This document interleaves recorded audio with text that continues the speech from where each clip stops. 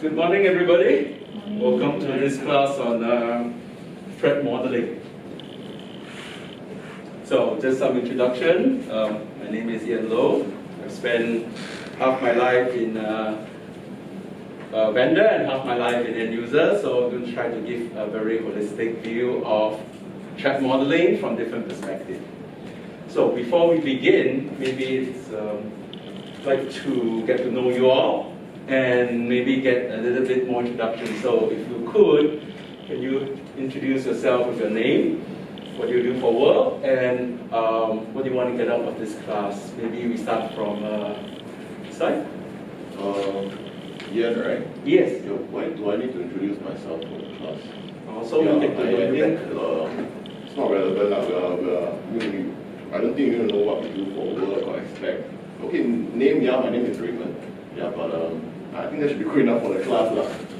Okay, yeah, but if we know you better, we can actually bring up examples that relate to your work to help you understand better. But it's fine if you're not comfortable to share. Go on to the next person. Hi everyone, I'm Joy. I'm in HR. I don't know anything about threat modeling, so that's what I'm here to learn. Okay. Thanks, Joy. Hello, my name is Kohi. I'm in the financing business, the loans business. So, yeah, same as Joy. I want to learn more about threat modeling. Thanks, Wei. And you? I am Malcolm in the recruitment space, and yeah, same thing. I don't know anything about threat modeling. Have to learn from the thought leader itself. Yeah. So, good. So, welcome. Sorry, Yes. It's called relevant. I see recruitment, financing. Is threat modeling really useful for such work? Like, what do you guys do that's threat modeling helpful? Yeah, because my boss keep asking me, hey, Malcolm, you need to start doing threat modeling. Then I was like, what's threat modeling, right? So I quickly signed up at IAL, and then I found Raymond's name on it. So Raymond's me. Yeah. Hey, Raymond, I was sent here by my boss. I also don't know what I'm doing here. It's mandatory that I'm here to learn, so I don't know really. Do you know what this is about? Don't know, that's why, yeah. So It's okay. We will go through and we will get you a basic understanding of what this is. Okay? So, before we begin, just some administrative information. Obviously, the emergency exit is there. Follow the signs, get out. Restrooms out to the left, on the left side of the main entrance. And there's a pantry area just outside for the tea breaks, right?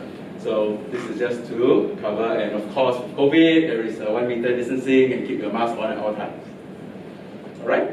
Okay, so with that out of the way, I just want to do some basic recap of cybersecurity, because this is threat modeling with respect to cybersecurity. So these are two things you need to know, because we're just going to get the basics. Cybersecurity is about CIA. It's about preserving confidentiality, integrity, and availability. Okay, just remember these three words, CIA. And what is a threat? A threat is a malicious act that seeks to damage data, steal data, or disrupt digital life. Okay? Remember these two can already, right? These are the two things you need to know for the context of the class. CIA for cybersecurity, and a threat is a malicious act to damage, steal, or disrupt. Got it? Okay. So, just want to maybe highlight some of these things. I got some pictures here to show you, because the font can be very small. If you see this pop-up, I guess a lot of you surf the web, right? Then sometimes you see this pop-up, right? I mean, this is not clear, that's why I printed it out. What would you do? How would you check? Typically, how would you check if this is authentic?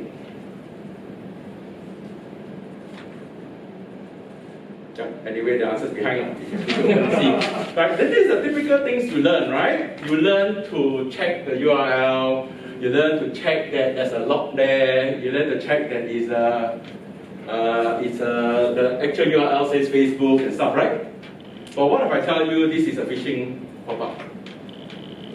Because this is something new. Just want to highlight this is something new. This is called a hyper-realistic pop-up because it's a picture. It's not a real window. So now we have to teach you why you are in class, because you have to learn something new. Last time you go through those lists, you think you're safe. Now you probably have to do one more step. Take your mouse to try to highlight whether you can copy the URL or not. Because this URL is actually a picture, not a real text. So we're just bringing this up to show that hackers are getting more innovative. And hence you're here to learn about new threats and what to do and how to evolve along with them. So hopefully this is something interesting, something to excite you. Next, there are other things like USB. Now hackers are hiding things in USB. So when you go out to cafe, be very careful about borrowing their USB charger, borrowing their USB device, because they can hide a chip inside the USB device and open a Wi-Fi signal into your computer. So these are all real cases I'm sharing in the last 2 years or so. These are things that we have found in the wild.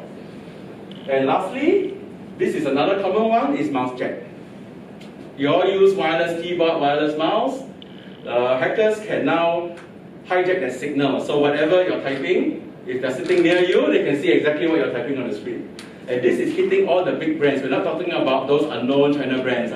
Even your Logitech, Microsoft keyboards, all have been vulnerable before. So these are just some interesting things to the class starter, to hope sure you are more energized to learn more. Right? Okay, so now that I have presented the 3 cases, maybe we take a short group just to discuss that. Knowing that they have these hyper-realistic pop-ups, we have these fake USBs, we have this mouse jack in the wild, maybe you can, in a group, discuss what could you do to prevent yourself from being targeted like this. So we take 1 minute. So just take one of them, okay? Just take one of the 3 and then discuss what you could do personally to prevent yourself from being a victim of this.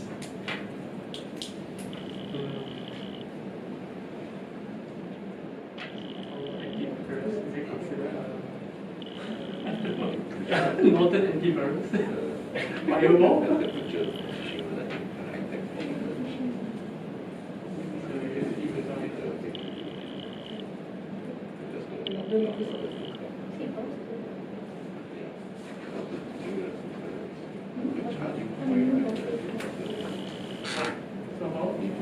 Okay, come. Maybe we start with this group. Which case would you all discussing? Well, we're thinking how do you prevent these attacks, right? Yeah. So what I thought was basically like antivirus, antivirus to prevent or to identify those threats beforehand. Or what is it? I don't really understand. Maybe don't use a computer. That's the safest way. Yeah. So some feedback, and yes, it's a good idea. Using antivirus is a must, but these are very new threats. So we just have to be more careful about what we call cyber hygiene. Basically, don't anyhow click, don't anyhow borrow device, don't plug in things you don't know the origin, which you will do with your food. You won't pick up and eat something when you find on the table. So these are just heightened awareness. How about this group?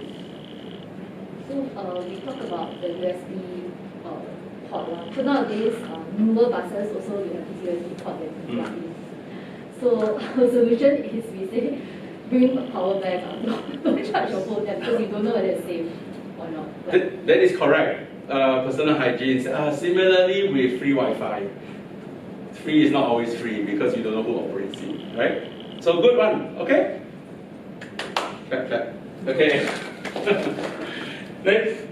Okay, so also we have to make sure that whatever you do to protect yourself needs to be appropriate. So, for example, you have a gate to keep something out, but it's not effective because a gate can protect people, but the door looks big, but it's actually all fur.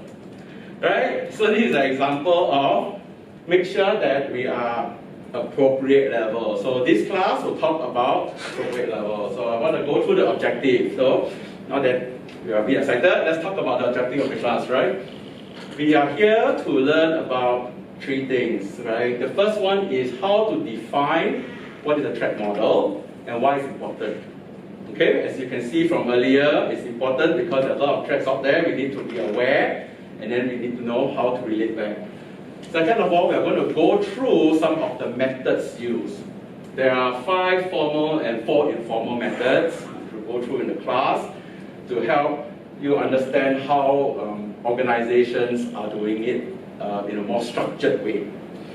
And last one, we are going to go through how to actually go out performing a threat model by yourselves and in your organization. So it's a fundamentals entry-level class. It's not meant to make you an expert, but it's meant to raise awareness. Okay, so at this point, anybody have experience participating in any threat identification in your organization? Have you been asked by stakeholders, by people, what are the threats? No? Okay, so never mind, that's why you're here, right? Okay, but if you have, then we can relate. If not, it's okay. So let me first begin by explaining what is threat modeling. Threat modeling, you'll understand the threat earlier, right? As earlier I mentioned what is a threat. So what is a threat? I mentioned in the first slide, what is a threat? Something malicious and threaten, steal, disrupt. Exactly. So that is a threat. So threat modeling is how to formally identify this. Is it a real threat, and how do you mitigate against it? So it is a very structured approach. That means when we all do it the same way, and hence you can work in a group. And remember this one, a threat is not a vulnerability. A threat can exist. So vulnerability means a weakness, right? Even if you have no weakness, the guy can brute force with a hammer to break into your house, right? Even if your locks are secure, he can use a bulldozer to come in, right? Because the guy with the bulldozer is still a threat. Doesn't mean that you have no weakness, you have no threat. So even though you have no weakness, doesn't mean the guy is not trying to attack you. So threat is the malicious act. Vulnerability is just inherent weakness. Okay? That's the. So these are the informal perspective. We just talk about this. Informal perspective, we look at functionally, the process, the deployment, the data flows, and then there are some social and environmental. So we'll go through this in a later stage. For this particular session, we are going to talk about just application threat model. Means if you have an application that you develop, we want to talk about how you're going to do it. So we are going to have a little sessions. I'm just going to walk through the steps, and then we're going to do some hands-on, right? The first thing you need to know is that we are protecting assets. Remember this, what are we trying to protect? The assets, right? Okay, identify the assets.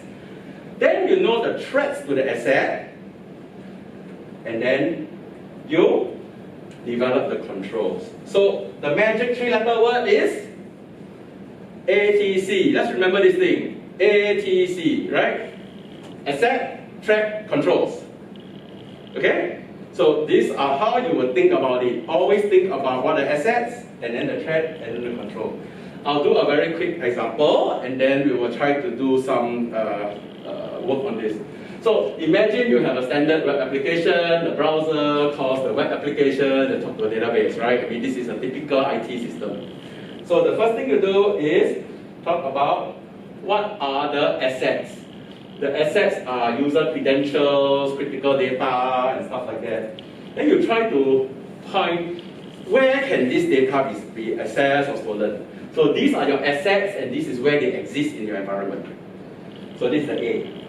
Then you talk about the threats. Who are the actors who can come and compromise your system? Okay, so the threats are malicious insider, malicious external, and then how can they compromise? So these are the attack vectors. And then you talk about the controls later, right? So with a diagram, just try to pinpoint. So now let's try to apply this to something you're familiar with. in your home, this is a typical environment of your home, right? In your home environment, you will have your internet coming in, then you have your router, then you go to your notebook or your phone or Wi-Fi at home, right? So this is a typical small office or home environment. Maybe in a group, you can try to pinpoint what assets are there and what are the threats. So we give 1 minute to just draw on the diagram, then we can discuss a little bit. So, given this is a home environment, which you all should be familiar with, that's the background. Let's look at from your daily work, from you at home using your computer, using your wireless router and stuff like that, right?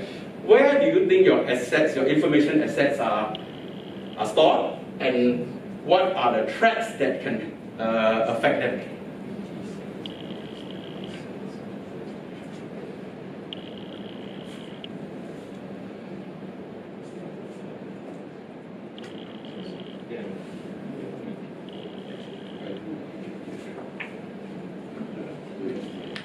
In a typical home, the switch, firewall, and router is probably one device.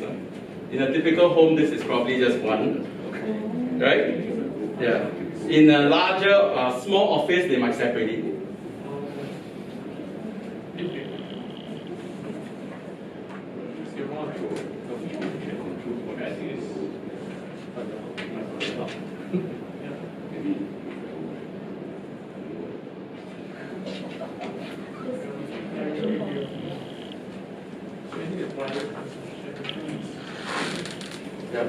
Any questions in this group?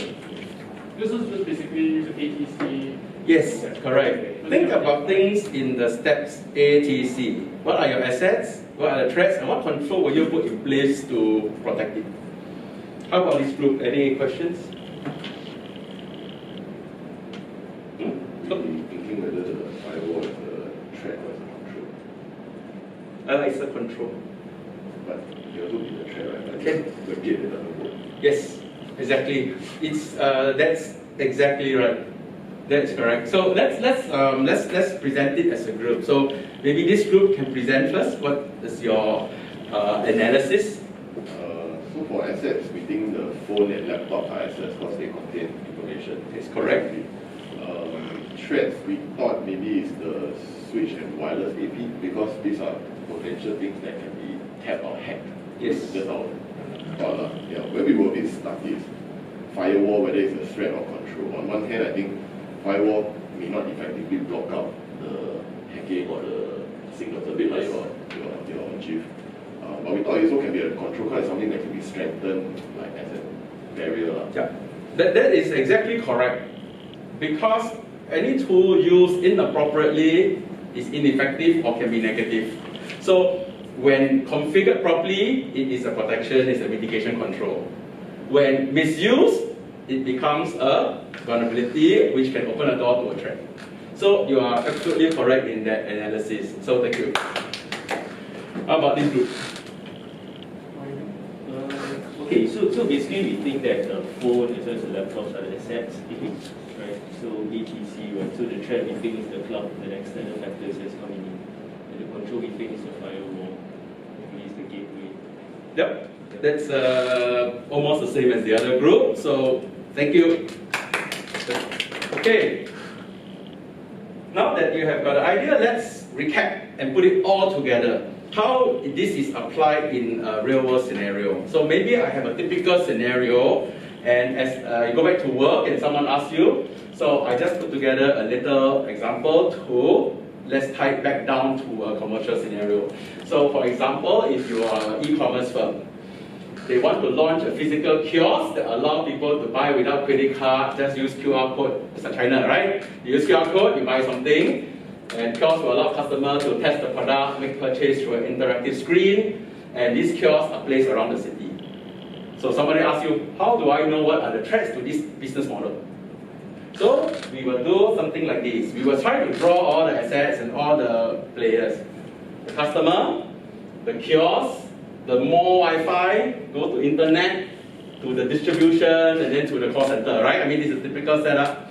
So when we take the ATC approach, we try to look at what are the assets, right? The assets are these are the people, they have all the information and stuff. Then where are the threats, right? It could be here, where they key in information. It could be here, where the information is transmitted in the mall network. It could be maybe in the internet has some error. So I'm just going to try example. So after that, you put in. Now, how do we document the threats? We talk about this, about the flow. What is the customer doing? The customer is entering his credentials into the keyboard using the Wi-Fi that will go up, right? So we will just start talking about when he enter the Wi-Fi, the password, there could be a keylogger. Someone might have compromised the machine to capture his keystrokes. Or a camera behind him that's capturing the keystrokes. You know how people have cameras to see people pressing pin in the ATM? Similar, right? In a kiosk open platform. So these are the threats. So the keylogger is quite hard to see, but using a keylogger is a threat. So now we identified the threat, we can think of the controls. What do you do? Maybe you might put the secure location. Maybe you must make sure that it's put over the keyboard cover. Maybe you want to say that no wireless, you only use wired keyboard. So that's are the controls. So does this tie back into the ATC? Try to think of everything in the ATC model. Okay? So in summary, question, why do we perform threat modeling? Anyone? Why do we need to perform this? Safeguard assets. Yes? And think about the dog. We want to make sure it's the appropriate level also. Okay? Okay, what are the 3 categories of things? What are the 3 alphabets you must use? Alright, what is A? T? C? Correct. So those are the things. When you do threat modeling, just think about ATC and you should do fine, right? So in the end, if you go back, think about how would you use this. Can someone just feedback how would they use this when you in your home environment, in your personal life, in your organizations? Is there an opportunity to use this? Yep. So Yeah, I guess for HR because a lot of data, right? Yep. So anyone in a company can just like take the data and just pull the public information and people get hacked. So you want to safeguard VPN or sort of other safeguards. yes, correct. To protect yourself, protect your customers, protect your clients, protect your colleagues. Exactly. I guess we have to relook at the IT configuration plan just to ensure that the control is safeguarded, so that because for us it's the information of customers. That's Correct. crucial. And appropriate. Yeah. Not too much, not too little. That's right. John? Okay, so I'm thinking about our staff data, Mhm. and in our system mostly it's captured in the cloud. So I guess it's with this basic knowledge, right, to engage the vendor regarding their cloud security controls. Yes, correct. So that you want them to demonstrate that they have applied the threat model to your system, and then you can at least challenge them what are the threats and what are the controls you put in place. I guess for me it's more personal life, just to be a bit more aware of the potential threats that's out there in the environment. So I mean, it starts small. Maybe I think like the example of group chat, not anyhow plugging into like free PowerPoints, free wireless and stuff. So yeah, I think that's how I would be more. That's good. Good, so that you all will find a way to use it. So I encourage you to look out to see where there's opportunity, to think of how you can better protect yourself, your organization, your colleagues, because the world is not a safe place. All right. So, to recap, if you after this lesson you want to follow up, there is a link to a video of this lesson that you can actually go to use to refresh yourself. So, thank you very much. Thank you.